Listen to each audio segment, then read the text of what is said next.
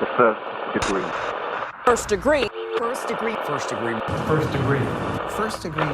The first degree. You see it on the news, you see it on the paper, you see it on Facebook. These things are supposed to happen in movies, not in real life.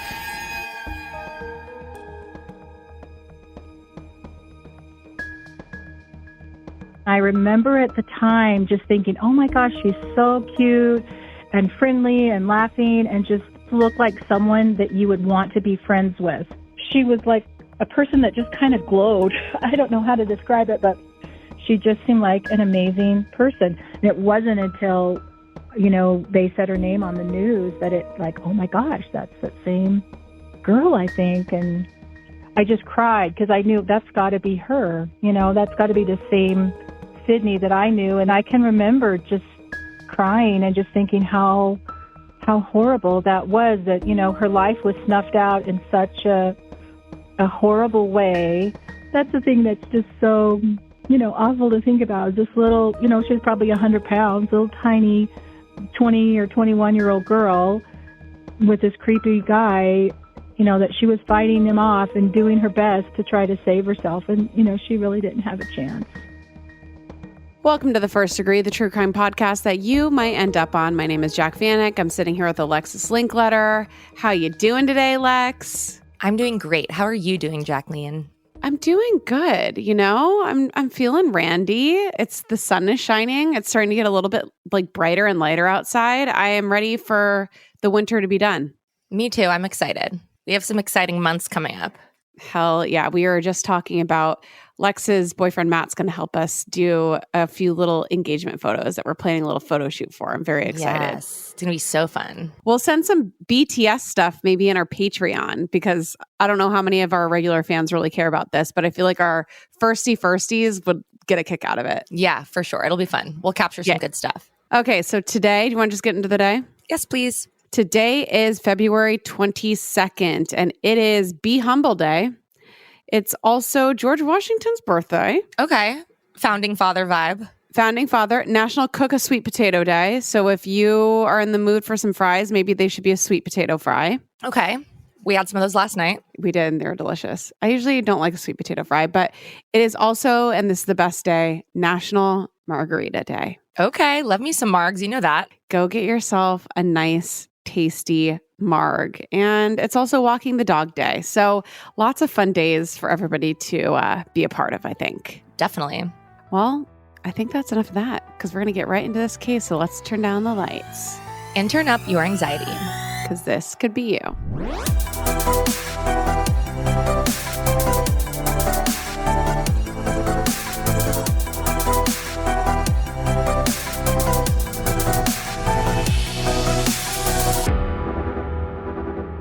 In the entire world, there are about 8 billion people. That's difficult to fathom. Every second, 18 new people are born. That's 259 babies every minute, and 385,000 per day. There are so many people in the world that statistically, some are going to be similar to you, like shockingly similar, almost like a carbon copy, or a doppelganger, if you will. They grew up in the same religion as you. They graduated from the same college as you in the exact same year. They worked the same summer job as you. And they got engaged at the same time as you. By random chance, you and another person might have walked the same life path step for step, in sync for years without ever realizing it. You may only have deviated from each other in the smallest of choices. What you ate for dinner, the movie you watched that evening, or even where you pulled over on a busy highway while having car trouble. But these small choices matter. They make you unique, one of a kind, or at least one of 8 billion. And sometimes these small choices, they're dangerous. They seem innocent enough, but through no fault of our own, they become the difference between life and death. So we begin today's case on September 26th of 1983. So we're at the height of bright spandex, fingerless gloves, and massive shoulder pads. What a time for fashion. In music, Billy Joel's Tell Her About It led the charts, followed closely by Bonnie Tyler's smash hit Total Eclipse of the Heart. And as for movies, Michael Keaton's Mr. Mom topped the box office, along with Tom Cruise's Risky Business. And in the U.S., Ronald Reagan was president, and the Cold War was colder than ever. Tensions became especially high when on September 1st, the Soviet Union shot down a plane carrying travelers from New York City to Seoul, South Korea. And according to the Soviet Union, they mistook the civilian aircraft for a military spy plane. All 269 passengers and crew members died. That is crazy. Such a tragedy. And the setting for today's case is Parleys Canyon in northern Utah, specifically an Interstate 80 off-ramp at the top of the canyon known as Parleys Summit. It's about 80 miles east of Salt Lake City. So picture a 6-lane highway winding through rocky cliffs and greenery. Both Parleys Canyon and Parleys Summit were named after Parley Parker Pratt. He explored the area in the early 1800s. Parley was also an important leader of the Church of Jesus Christ of Latter-day Saints movement, also known as LDS or Mormonism. And Parley's lived a fascinating life. He was a polygamist, he had 12 wives, fathered 30 children, and was the great-great-grandfather of Republican presidential candidate Mitt Romney. And in 1857, Parley was murdered by his 12th wife's angry ex-husband. And like Parley, over 2 million Utah residents are raised in the LDS Church. And that includes our first degree for today's case named Tammy, which is kind of an interesting coincidence because Tammy is actually not from Utah. Since her family was in the military, she spent her childhood moving all across the United States. Throughout Tammy's life, her faith has been really, really important to her. She attended an LDS college in Idaho, and she was a counselor for Mormon-centered youth camps, but we'll get into all of that a little bit later. But for now, we're going to jump to 1984, when 22-year-old Tammy settled down in Utah with her then-husband. She was a wife, homemaker, and soon-to-be mother. I'm an Army brat. I lived in Idaho as a little kid, and we lived in Washington and California and Oklahoma, and then I went back to Idaho to go to college. I lived in Montana for many years and raised my family in Montana, but I've been down here in Utah for about 9 years. In 1984, I was just 22 years old. I was still very young. I had just got married the year before, and this was my first husband. I've been married to someone else for 29 years. We were stationed at Hill Air Force Base, Utah, which is just a little bit north of Salt Lake. It's between Salt Lake and Ogden. My first husband was in the Air Force, and we moved there in April of 84. One day, Tammy was listening to the Salt Lake City news station, and that's when she learned that a criminal named Wesley Allen Tuttle had escaped from the Utah State Prison. As Tammy listened to the news report, she became increasingly concerned. After all, the prison was only about an hour's drive away from her house, way too close for comfort. So what if Tuttle was heading her way? Authorities speculated that Tuttle might try to flee the country into Canada, using the exact same route Tammy and her husband were going to take to visit his family during an upcoming trip to Spokane, Washington. Wesley Allen Tuttle had escaped. So it was his escape from the Utah State Prison that caught my attention, and the fact that he was originally from Spokane, Washington. That was kind of creepy because my husband was from Spokane, Washington. So there's just kind of this weird thing. And then the thing that was also really disconcerting to me is we were going up to Spokane for a trip, and I was about 6 months pregnant. I was pregnant with my first daughter, and I remember because they said when he escaped, they talked about him being from Spokane, Washington, and that he could possibly be traveling up to Spokane and maybe trying to get across the Canadian border, which is pretty close to Spokane. And, you know, we would be traveling basically the same route that he likely would have taken. At the time, I remember just feeling so scared, and it might be because I was, you know, pregnant and maybe more protective because I had a little baby inside there. But thinking, you know, what if we see this guy? You know, what if we run into him? You know, just all those kind of scary thoughts. And like everywhere we'd stop, you know, I'd be really careful, just really watching and you know, making sure we kept our doors locked, all those sorts of things, because I thought maybe we're going to run into this, you know, this scumbag.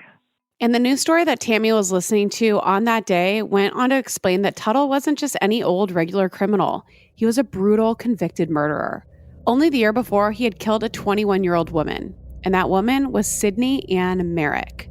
Our first degree Tammy knew that name sounded familiar. But surely it couldn't be the same Sidney, could it? It hit me like a ton of bricks. I was shocked. I was saddened. I cried. I mean, I really admired this girl. I thought she was lovely and wonderful. And it wasn't until they said her name on the news that it like, oh my gosh, that's the same girl, I think. And they did say that she was a very petite, strawberry blonde.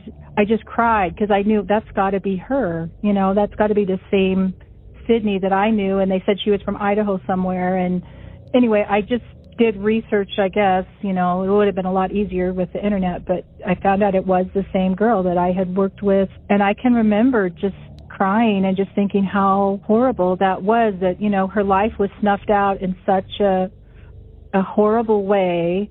Tammy knew Sidney. They went to college together. They worked as camp counselors together, and they shared their Mormon faith together. And up until that exact moment, Tammy just assumed that Sidney was somewhere out in the world living her best life, thinking she'd probably gotten married and had a family of her own, just as she had. Tammy had no idea that Sidney had been murdered, and now Sidney's killer was on the lam. Tammy was bewildered. Right. And this was before anybody could just go onto the internet and Google a news story. So, of course, Tammy had a million questions, and I'm sure you do as well. Like, why had Tuttle killed Sidney? How had he escaped from prison? Would he be captured before he made it across the country's border? And who else would be hurt in the process? To answer all these questions, you know the drill. We got to go back. Sidney Ann Merrick was born on May 22nd of 1963 to her father, Clarence Pete, and her mother, Verna. With 5 brothers, Sidney was the only daughter in the family, and they all grew up on a farm in the super small town of Bruno, Idaho. Only 500 people lived up there, and 8 of them were Sidney's immediate family members. So naturally, Sidney's family was close, and they affectionately called her Sid as a nickname. And every Sunday, Sidney's family went to the Church of Jesus Christ of Latter-day Saints together. So those who knew Sidney described her as spunky and intelligent. She was kind and always did the right thing, even when it was hard. Her dynamic personality and infectious smile made everyone's day a little bit brighter. I remember she was like a person that just kind of glowed. I don't know how to describe it, but she just was friendly and sparkly and sweet, and just everything that I could tell about her, just watching her more from afar. She just seemed like an amazing person. From 1976 to 1980, Sidney attended Rimrock High School. And while most of us barely survived our teenage years, Sidney really thrived. She was on the student council, she ran track, wrote for the newspaper, edited the school yearbook, and was active in the National Honor Society. And she also loved the fine arts. She sang in the Glee Club, the Honor Choir, the Swing Choir, and was in the Drama Club. Sidney was beloved by all for her perky attitude and great work ethic. And in her senior year, Sidney's classmates crowned her homecoming queen. Following high school, Sidney went to college in Rexburg, Idaho. At the time, it was a 2-year institution owned by the Church of Jesus Christ of Latter-day Saints. And our first degree Tammy went to the same college. And that's where Tammy and Sidney first crossed paths. It's about half an hour north of Idaho Falls. At the time, it was called Rick's College. It was a 2-year college. Now it's a 4-year college, and it's called BYU Idaho. The Church of Jesus Christ of Latter-day Saints owns it. And it certainly was kind of a religious, there was certainly that whole influence of the Mormon church. You know, everyone pretty much were LDS that went to college there, but it was an accredited school. I got a 2-year degree there, and it was a great experience. I loved going to college there. Tammy and Sidney shared some mutual friends, and that's how Tammy came to know of her. My first exposure that I can remember, she was on a date with someone I knew. And I remember just seeing her and watching her kind of from across the room. And I remember at the time just thinking, oh my gosh, she's so cute and friendly and laughing and just looked like someone that you would want to be friends with. She caught my attention. In 1982, Tammy and Sidney were both counselors at the same week-long youth conference for LDS teens. There were only about 20 counselors, so the two were in the same room a lot of the time. They each supervised small groups of teens during a week of religion-based activities. So we're talking dance classes, skits, sports, and spiritual services. So if you're listening out there and you've been to any sort of a church camp when you're younger, it's kind of similar to that. It was the next summer, like a year and a half later, that we were both counselors for this especially for youth program, EFY. And I can remember being like in a training with her and thinking, oh, that's that Sidney girl. Oh, she's so cute. And oh, I bet she'll be a great camp counselor and things like that. So even though Tammy and Sidney never formed a true, real friendship, Tammy recognized a kindred spirit in Sidney. Their lives, their choices had been very similar up to this point. And the two young women were so alike in so many other ways and crossed paths frequently. What I would say in this particular situation is I had a lot of things in common with her. We were the same age, both little goody two-shoes, Mormon girls at a church college. You know, there was all these things in common.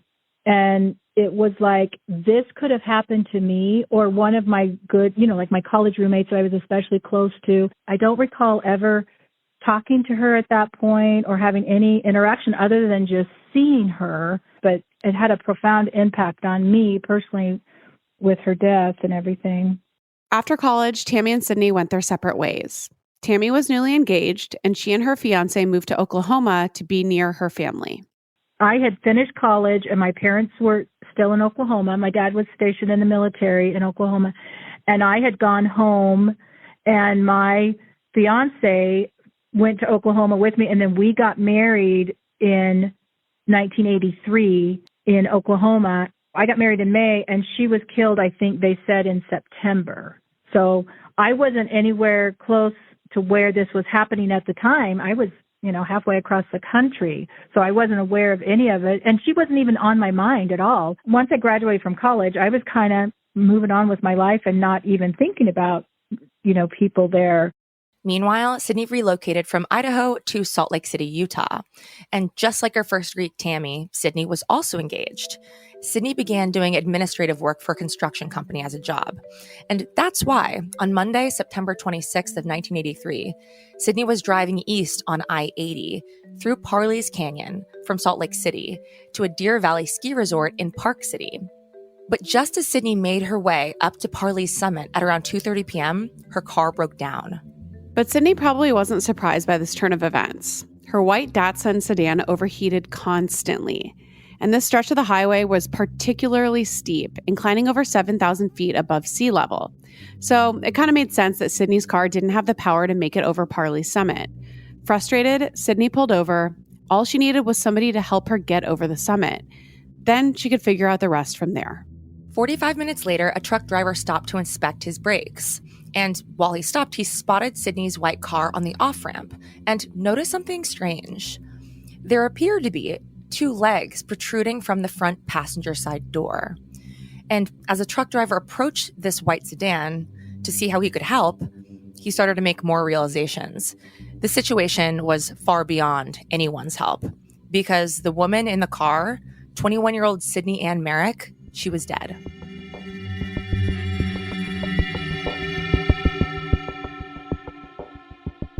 Today's episode is sponsored by BetterHelp. So I think that we all know if you're feeling your best, you feel like you can do great things, you can take over the freaking world. But sometimes life gets you bogged down, it makes you feel overwhelmed, and it makes you feel like you can't show up and be the best version of yourself. So working with a therapist can help you get closer to the best version of you. And when you feel empowered, you're more prepared to take on everything that life throws at you. I know when I'm not feeling my best, talking with somebody makes me feel so much better. Getting out there, maybe exercising, it makes you feel better. So if you're thinking of giving therapy a try, BetterHelp is a great option. It's convenient, flexible, affordable, and entirely online. You just fill out a brief questionnaire to get matched with a licensed therapist. And the best part is you can switch therapists at any time for no additional charge. So if you want to live a more empowered life, therapy can help get you there. Visit betterhelp.com/firstdegree today to get 10% off your first month. That's BetterHelp, HELP.com/firstdegree. BetterHelp.com/firstdegree.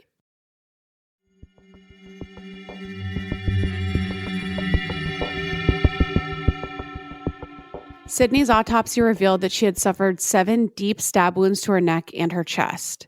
One stab wound penetrated her heart and would have been fatal on its own eventually. But with the other stab wounds, medical experts believed that Sidney died within 15 minutes. And although the medical examiner couldn't confirm it, it appeared that Sidney might have been sexually assaulted. And initially, the police have zero suspects. There was blood in Sidney's car, on her body, and under her nails, but no clues that could help them identify the killer. Because remember, this is 1983 we're talking about. DNA testing wouldn't be used until 1986, and then it would be even later before it started to be widely used, as we all know. And even then, it would take years for the courts to accept it as reliable evidence. So the situation is kind of grim. Utah residents were completely stunned by Sidney's violent death. A young woman was targeted, murdered, and probably raped with no apparent explanation or suspects. So the public obviously wanted answers, and they wanted them now. As a result, investigators were highly motivated to find the perpetrator. So the sheriff's office asked the public for help. The section of the I-80 was heavily trafficked and slow-moving, and Sidney's car had been visible from both sides of the freeway. Law enforcement officials were certain that somebody had seen something. And luckily, they were right. Multiple people had actually seen Sidney's car being towed up Parleys Summit by a truck. And this wasn't just your typical average pickup truck. This was a very unique-looking service truck, specifically a black Chevy with a 30-foot flatbed trailer and a bug screen with a company name printed on it. And the company was Apache. So according to eyewitnesses, the truck towed Sidney's car for a while. Then it stopped at an off-ramp. There, a man exited the truck and approached the driver, Sidney, who had remained in her car. And one witness said that the man kissed Sidney, who looked uncomfortable. Another witness stated, "It looked to me like they were just goofing off, I guess. Looked like he was poking her and tickling her, that type of deal. And then I saw they were on the other side of the passenger door. And I noticed him look like he shoved her in the car backwards. That's when I realized what was happening was violent." Since witnesses had reported that a business's name was literally printed on the truck, the police took the most logical next step. They called the business. And this is how they learned that Apache Oil Field Services owned only one black truck like the police were describing. And on Monday, September 26th, it had been assigned to a guy who worked for them, a 33-year-old man named Wesley Allen Tuttle. Tuttle had been transporting materials from Ventura, California to Evanston, Wyoming, and he was using a route that goes right through Parleys Canyon in Utah. Wesley Allen Tuttle was born on September 2nd of 1951, and not much information is available about his early life. We do know he was originally from Spokane, Washington, but he didn't stay there long. By age 23, he was in Boise, Idaho, where he was caught selling drugs to high schoolers. And he specialized in the highly addictive sleeping medication, secobarbital, which is now banned in the United States. So classy stuff early on. And on February 9th of 1975, undercover police officers purchased drugs from Tuttle on a corner near the high school. When they attempted to arrest him, Tuttle led them on a high-speed chase. Nobody was injured, but Tuttle now faced reckless driving in addition to his drug charges. And we don't know how much jail time Tuttle received as a result of this. But we do know that on May of 1975, 25-year-old Tuttle escaped prison for a month. He was caught and went back to prison. After that sentence, Tuttle was incarcerated again for theft and burglary. And like before, we don't know how long he was in prison for that offense. But if there's one takeaway here, it's that Wesley Allen Tuttle was no stranger to crime or escaping prison. At some point, Tuttle married and had children. And by September of 83, he'd moved his family from Boise to Evanston, Wyoming. And there he began working as a truck driver for his brother's company, Apache Oil Field Services. Tuttle was assigned the black truck with the word Apache printed on its bug screen. And this was the same truck Tuttle was driving when he saw Sidney marooned on the side of the highway. They found her, I guess it was just off of like a exit ramp or something. It was still pretty close to the highway, and she had been stabbed. And at the time, I think they had said that she had been sexually assaulted and she fought him. I mean, they could tell that she had put up a fight. And that's the thing that's just so, awful to think about. This little, she was probably 100 pounds, little tiny 20 or 21-year-old girl with this creepy guy, that she was fighting him off and doing her best to try to save herself. And, she really didn't have a chance. He took advantage of that. And I'm sure we were more trusting in those days. If some guy pulled up and said, "Oh yeah, I can help you. I'll pull you. I'll tow your car," or whatever. And that was way before cell phones or anything, Probably any of us would have accepted that help when you're kind of desperate. And, he took advantage of that. And it's so sad. Sidney, who was always happy to help everyone, trusted a stranger would help her when she needed it. And there probably were dozens of people on that highway who would have helped her. But in an act of random chance, the wrong person pulled over. The whole thing, when you think about it, is really heartbreaking. 5 days after Sidney was brutally murdered, Tuttle was proceeding with life as normal. He and his family lived in a trailer in the truck yard of his brother's company, Apache Oiled Field Services. So, quote unquote, going to work for Tuttle was essentially stepping outside. Exactly. And when Tuttle began working on Friday, September 30th, his coworker let him know their boss, Wes Wilson, wanted to talk with him. So Tuttle went over to the office trailer and called up his boss, Wes. So Wes wanted to know if anything weird had happened on the way back from California that Monday that Sidney was killed. Like a minor accident or anything at all that Tuttle might want to share. But Tuttle said no. But the inquisitive Wes persisted. He'd just gotten off the phone with the sheriff's office, and police officers had described Tuttle's work vehicle to a T, so Wes knew that Tuttle wasn't telling the whole story. Wes asked Tuttle again if there was any possible way that he could have cut in front of somebody or accidentally ran them off the road that Monday. But Tuttle continued to deny everything. Wes then informed Tuttle that the police were going to come take a look at Tuttle's truck later that day, and the two hung up. And then Tuttle packed his shit and got the hell out of Dodge. Because when police finally arrived at Apache Oilfield Services 2 hours later, Tuttle, his family, and his trailer home were gone. Tuttle was on the run, and he was headed north. Law enforcement officials suspected he was going to try and hop the border into Canada, like we said. So to stop that, the police released a description of Tuttle to the public. They announced that he was their prime suspect for Sidney's murder and requested any tips for his capture. And around this time, Tuttle's boss, Wes, spotted him while driving on the highway. And apparently they stopped and spoke for a little bit. And all of that seems really weird, but okay. Tuttle continued on driving away, and Wes, I guess, just talked to him. Really helpful.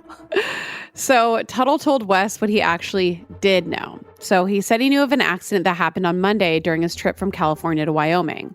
That day, he pulled over to Parleys Summit to check on something, he said. And that's when he said he saw a white car with a girl's dead body inside. Tuttle then claimed that upon seeing the girl, he vomited, got back in his truck, and drove away. And he explained that he didn't call 911 because of his criminal history, and he was worried that he might look guilty. Right. And he also told Wes during this conversation that he had to go to take care of his family. Then he turned himself over to the police. Sounds suspicious, but to everyone's surprise, he actually did do that. When Tuttle arrived in Spokane, Washington, he turned himself into the authorities. But let's not give him too much credit, because he probably realized how screwed he was and decided to not flee the country. On October 7th, 11 days after Sidney's murder, FBI agents arrested Tuttle at 11:30 p.m. From there, he was transferred to the Utah Summit County Jail and held without bond.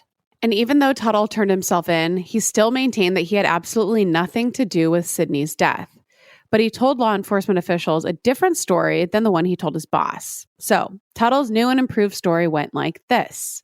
On the Monday Sidney was discovered, Tuttle pulled over to take a nap around 2 p.m. A normal truck driver thing to do. When he woke up, he figured he'd check on his tires. And that's when he saw Sidney's car about 100 feet behind his truck. He spotted Sidney's legs sticking out of the front passenger door and assumed somebody was fixing their car. When he approached, he realized Sidney was covered in blood. He checked Sidney for a pulse and was shocked when Sidney's hand moved. Then Tuttle fled the scene without calling an ambulance in fear that nobody would believe his innocence. It's pretty weird that in this 100% fake story, Tuttle still admitted that he let Sidney die without making any effort to help her. It's kind of a counterintuitive lie to tell when you're trying to avert blame. Yeah. For very this weird murder, right? So either way, it didn't matter. The police weren't buying it. And the detectives on this case really believed this was their guy. The police determined that Tuttle was lying about this timeline because it turns out he'd made a phone call to the Apache Oilfield Services at a rest stop in Orem, Utah at 1:43 p.m. So in order to reach the off-ramp in question by 2 p.m., so he could take this alleged nap, Tuttle would have had to floor it going over 80 miles an hour in this truck. It's not possible that he got off at this off-ramp at 2 p.m. He probably got there more like 2:30 p.m., which is the exact time when all the eyewitnesses placed him there with Sidney in her car, and the exact time Sidney was killed. So Tuttle's trial began in April of 1984, and it was a freaking mess. Tuttle's cellmate testified for the defense, but it turns out that he was just lying to receive concessions for his own sentence. The cellmate claimed that he'd been out hunting elk, and he just so happened to see Tuttle run away from Sidney's car.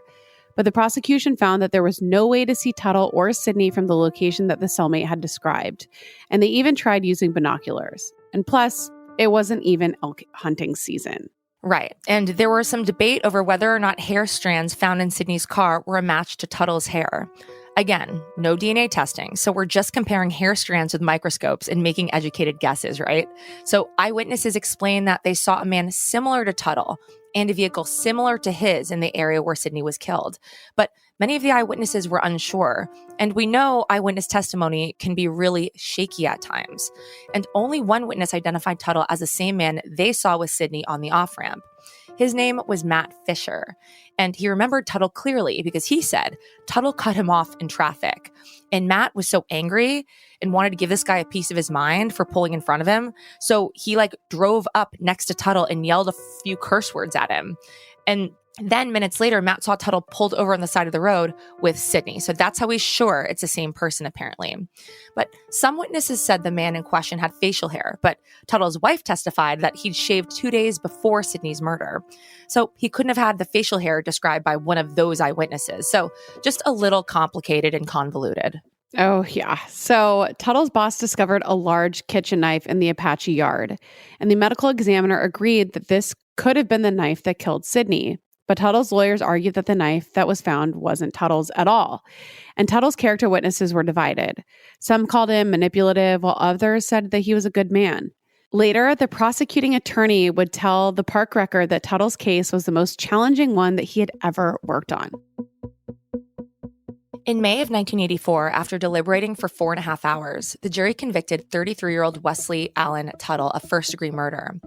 At this news, Tuttle, who still said he was innocent, cried, and he was sentenced to life in prison.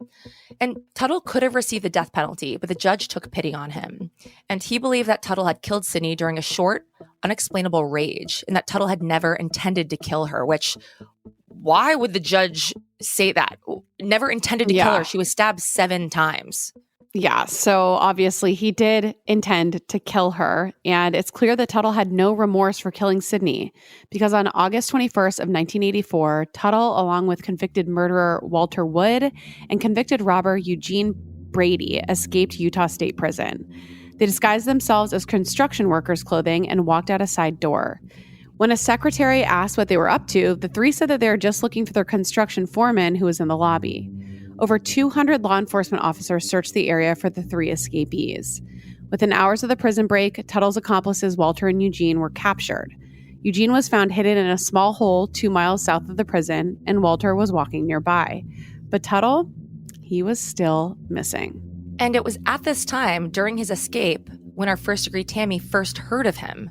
And news of his escape sparked Tammy's interest. And Tammy, who was already a mom and homemaker, took on a whole new role. She wanted to be a bit of a detective, and she started calling around to the Salt Lake City Sheriff's Office, the Colville Police, and more. Anything to learn about Sidney and the man who took her life. Within just a very short time, I learned of her murder and his escape, and I got on the phone and, looked up the sheriff's department number, and I spent several hours just trying to find out if this was the same Sidney that I knew. And then when I talked to people, I want to say it might have been the Colville, Utah sheriff's office or something, trying to get more details. People were, really nice and willing to tell me what they knew, what they could. The case had already gone to court and he had been convicted. I do remember just feeling really sad and crying and just thinking how awful that was. While Tammy was looking into the case, more news became available about Tuttle's escape. The police suspected that he'd stolen a van and clothing from a home in Draper, Utah. They tracked Tuttle to Idaho, but then the trail went cold. For months, Tuttle continued to evade the authorities. But finally, on February 7th, 1985, he was caught in Las Vegas. At 2 a.m., Tuttle was pulled over because his truck didn't have a license plate. And he used the name Mark Eugene Van Weller, which authorities knew to look out for. The Nevada Highway Patrol called the FBI to the scene, and Tuttle was apprehended. So for his escape, Tuttle was sentenced to an additional 1 to 15 years in prison. And he tried to get out of it by claiming he escaped prison because he feared for his life. And he said the other inmates were threatening to kill him, so he had to leave. But the court knew that that was nonsense. Tuttle hadn't complained to any prison officers about these supposed threats. Plus, the guy was gone for 5 months and never turned himself in. At this point, Tuttle's case was pretty well known because, the media loves to report a prison break. But Tuttle's case was also gaining attention for another reason. Right before he broke out of prison, he submitted an appeal to the courts. He wanted them to take another look at his conviction and the sentence for Sidney's murder. But, you would think when you escape prison, you kind of lose the right to appeal your conviction and your sentence. Or, at the very least, you'd have to start the process over once you're back in prison. Yeah, that would make sense, but the courts decided otherwise. They said that Tuttle probably didn't understand how his escape would affect his appeal, so they let him keep it. Wow, they're really giving him a lot of benefit of the doubts here. I know, my God. And it's honestly super important because this appeal was about to change everything. So in it, Tuttle argued that Matt Fisher, the one eyewitness who could identify Tuttle with certainty, you remember the one who he had a road rage exchange with on the day of Sidney's murder, he was claiming that this guy should not have been allowed to testify. And at the request of the police, Matt underwent hypnosis about a week after he saw Tuttle with Sidney on the I-80 off-ramp. And a clinical psychologist conducted the hypnosis while a detective asked Matt questions about Sidney and Tuttle. Tuttle's defense lawyers argued that Matt's post-hypnotic testimony was invalid. The Supreme Court of Utah determined that while maybe the psychohypnotic testimony shouldn't have been allowed, Tuttle wouldn't have been convicted if Matt hadn't testified. But the Supreme Court did notice a different issue with Tuttle's case, one that could allow him to walk free, which is terrifying.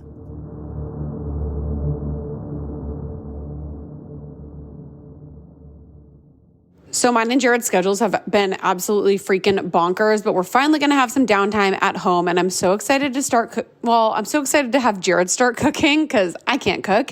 And we're doing that with Home Chef. I'll be a sous chef. So Home Chef makes your nightly routine so much easier and so much more exciting with a wide selection of delicious meals that arrive at your doorstep in the form of fresh, perfectly pre-proportioned ingredients and an easy to follow recipe card. And they have over 30 unique and flavorful chef curated meal options each week. And Home Chef ensures your taste buds will literally never get bored. And if you're looking to master the art of cooking, you can check out their classic meal kit options, complete with chef-written step-by-step instructions. I'm going to have to follow those exactly because, like I said, I am a bad cook. And if you don't have time to cook, you can have hot, delicious meals on the table with a snap with their 15-minute recipes. So for a limited time only, go to homechef.com/first for 75% off your first box. That is a good deal. Again, go to homechef.com/first for 75% off.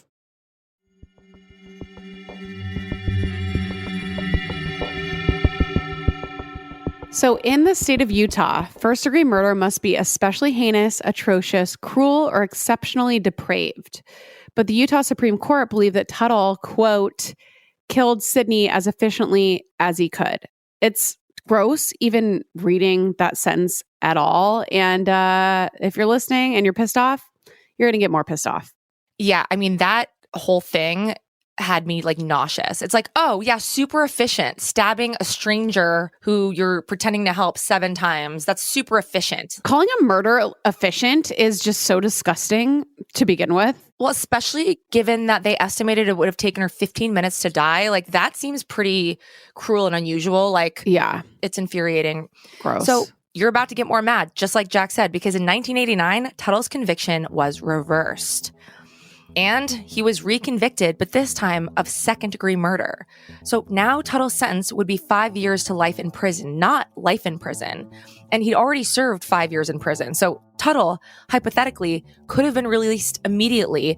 And they keep giving this guy the benefit of the doubt. So I'm surprised he wasn't. Yeah, no shit. That's so fucking crazy. If someone ever said that about someone I loved, they killed her as efficiently as he could, I would lose my mind.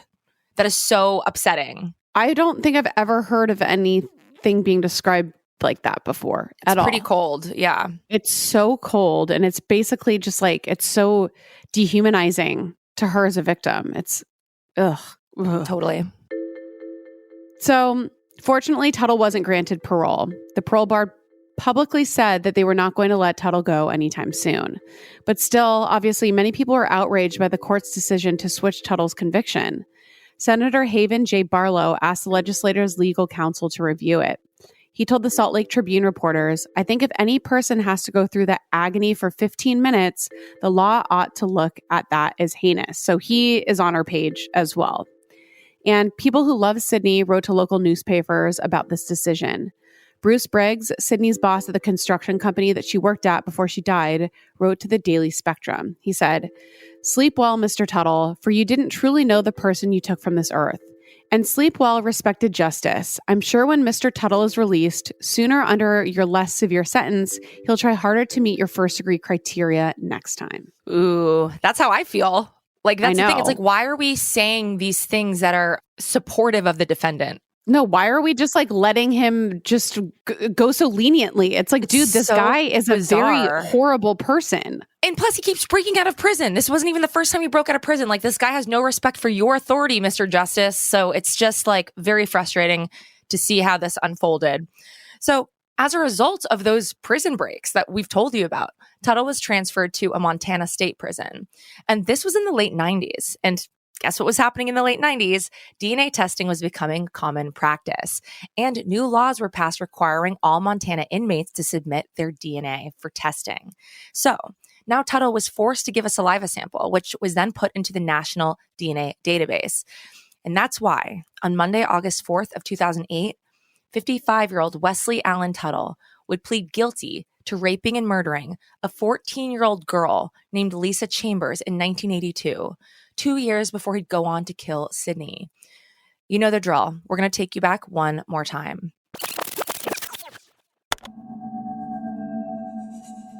Lisa Lynne Chambers was born on August 24th of 1968, and she had 3 siblings. And just like Sidney Ann Merrick, Lisa was the only daughter. On November 10th of 1982, 14-year-old Lisa lived in Boise, Idaho. And at 7:15 a.m. on that Wednesday morning, Lisa was on her way to Fairmont Junior High School when she vanished into thin air. 4 days later, on November 14th, Lisa's school books were found in a trash can outside of a Boise truck stop near Interstate 84. After 2 weeks of searching, Lisa's body was discovered. Pheasant hunters found her in a cornfield just outside of Boise on Thanksgiving Day, which is devastating. And Lisa was wearing the same clothing that she was when she'd last been seen. And the autopsy revealed that she'd been raped and then strangled with the shoelaces from her shoes. And at first, the police suspected then 31-year-old Wesley Allen Tuttle. So they suspected him because a woman had called in a tip saying that she saw a girl who may have been Lisa with an adult man next to a truck near the same field where Lisa's body was later found. And she remembered them clearly because they were helping an injured puppy. Thinking the situation was weird, the woman wrote down the truck's license plate number. And guess what? It was registered to Tuttle. And I love that she did that because if something looks fucking weird, it is. I'm sorry. If something gives you the creeps, if you see a man helping a puppy with a little girl who looks like it's not her father, call the police, write down the license plate, because without her, they probably never would have been able to link him. No, it's so true. Mean, they did with the DNA, but they had no leads until his DNA was in this database. So it's incredible what it can do if you just like see something, say something, do something. Exactly. But sadly, the police dismissed this tip without much investigation, which is insane when you look back on how accurate it was. Totally. Because the woman reporting the tip had dementia, and investigators couldn't find any evidence that Tuttle knew Lisa. So Lisa's route from her house to her school did pass right by Tuttle's house, so he would have seen her walk by every day, but none of that seemed important to police at all. Plus, they thought that the woman's sighting was too far away from Lisa's home and from her school. Right, and it's likely that Tuttle drove Lisa to the field in his truck. You know, the one the woman saw and wrote down the license plate for. But the authorities didn't think of that, I guess. And for 25 years, Lisa's case went cold, and it's such a heartbreaking thing to consider with her family. You know, it's just awful. So apparently the detectives, they held Lisa's case very close to their hearts. They revisited it often, and they kept photos of her posted in their offices. So, you know, it's easy in hindsight to say, should have checked on that truck or whatever, but they obviously cared deeply about Lisa's case. In 2004, a detective had Lisa's clothing analyzed for DNA evidence, and in 2007, it was matched to Tuttle. Tuttle killed Lisa only 11 months before he murdered Sidney. For Lisa's murder and assault, Tuttle received his second life sentence, and this time, thank God, without the possibility of parole. Before his conviction in 2008, Tuttle would have been eligible for parole the next year in 2009, which is really scary. Lisa's mother was relieved that her daughter's assailant had finally been caught. And according to the Idaho Press, she said, "The next time I go to the cemetery, I can tell my daughter, we found your killer. You can rest in peace," which is so sad. So sad. And our first degree Tammy wonders if Lisa and Sidney were Tuttle's only victims. After all, he wasn't imprisoned until he was in his 30s. So how many others could Tuttle have killed? I Googled it and I was like, oh my gosh, this SLB killed another girl, that I had no clue about. That was not on my radar at all. A young lady who was like 14 or something, and I think it was in Boise area, and they found him from DNA because that one was in 1982, right before he killed Sidney. They make them submit their DNA, which is a good thing. I mean, I totally agree with that. And there was DNA in the other little girl's underpants, and they were able to connect it with him. And then I think he confessed. When I saw that, I was like, holy crap, this is a terrible man. And then, of course, my next thought is, I bet he's killed a bunch more. I really feel like there's usually not just one or two. It wasn't like he was 19 years old or something and just getting started. Although Sidney was a distant figure in Tammy's life, her death resonated with Tammy, and it made her think differently about safety, especially for her children. I certainly admired her from afar, and just the thought of she'll never have a husband, she'll never have children, she's never going to go back to school, or, what if, and I have 4 children, they're all grown up now, but I had 3 daughters, and I think it always made me so much more careful about just being careful of my surroundings and watching and, keeping my car keys with me and just all those, kind of self-defense things that women have to worry about. I was really careful after Sidney because I knew, if this could happen to her, it could happen to me or anyone else. This happened to a real person. This was a murder of a person that I had known. My gosh, thinking of her family, I can certainly put myself in their position, especially now. I have adult children, and I can't even imagine what some of these people have gone through, the heartache and horror. And if I think about it a lot, it can just make me sick. And I think maybe that's just part of being a human, is that we care about people, hopefully, and we want to look out for each other, hopefully. And that is the thing, is that you don't have to be best friends with someone to still feel that loss. Today, Wesley Allen Tuttle is incarcerated in a Utah prison, but some could argue that prison isn't good enough for Tuttle, that he hasn't received enough punishment for the untold harm he's caused to Sidney, to Lisa, and probably to others. And Tammy's religion helps her have faith that Tuttle will receive the justice he deserves. Mormons or Latter-day Saints, we do have a strong belief in, that this isn't the end when we die, and that we have the opportunity to live as families again and be together, and that, yes, bad things can happen to people, but, it's not the end, I guess, when someone dies, whether it's a murder or dies naturally, that there is that hope and that belief that there's more than this world. And just as there could be more than this world for Tuttle, Tammy believes Sidney has received the peace she deserves. That's how I envision her, is, she's this amazing being. She's an angel. God is using her in some other way, and her life was snuffed short here, but I have to hang on to those feelings that there is another existence that will happen after this one. In my career as a social worker or a therapist, you hear horrible, horrible things that people do to each other, and I do have a strong belief that God is the one that will judge us. I don't have to be the one to judge someone else's behavior. Heavenly Father will be the one to judge them, and He knows, and everyone will get what they need. So, like, if they haven't found a murderer of somebody, you hear these stories of people missing or murdered, and they don't know who did it. I have a very strong belief that God knows who did it, and there will be a judgment, and I'm glad I don't have to be the one to judge him. The U.S. justice system is supposed to judge those who have done wrong, but it's not perfect. Depending on the day, sometimes it's downright flawed. From police officers all the way to Supreme Court judges, mistakes can and are made. Eyewitness accounts are overlooked or incorrect. Convictions are reversed. There are a million ways that one small misstep could allow someone to literally get away with murder. But religion is something that surpasses the justice system.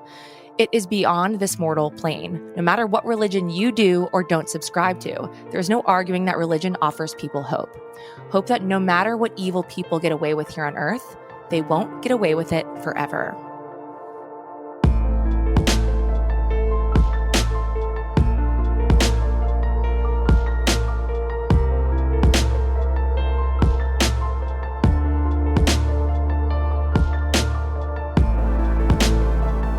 Well, a huge thank you to Tammy for being our first degree for this story. If you are listening out there and you have a story to tell, please email us, hello@thefirstdegreepodcast.com. Follow us on Instagram. Join our Facebook group. We're talking true crime all the time. Join our Patreon. We have bonus content for you over there every single week. And stick around in our feed tomorrow because we'll have a brand new episode of Killing Time for you. And remember, only you can prevent serial killers. And keep your friends close. But not that close. Shout out to Jared Monaco for scoring original music for The First Degree, producing by Caitlin Cleveland, writing and research by Andrea Marshbank. Sources for this episode are court documents, the Salt Lake Tribune, South Idaho Press, Desert News, Associated Press, The Times News, The Daily Herald, Ancestry, Find a Grave, Utah Department of Corrections, The Billings Gazette, The Park Record, and The Idaho Statesman. And as always, our first degree guest is always our largest source.